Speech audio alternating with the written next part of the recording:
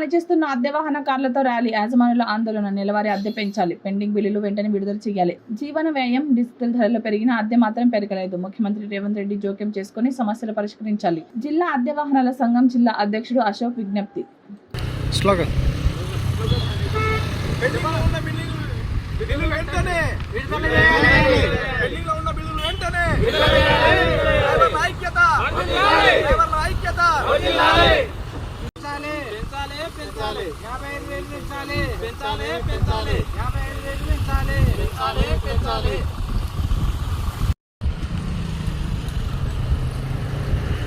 slogan బిల్లులు వెంటనే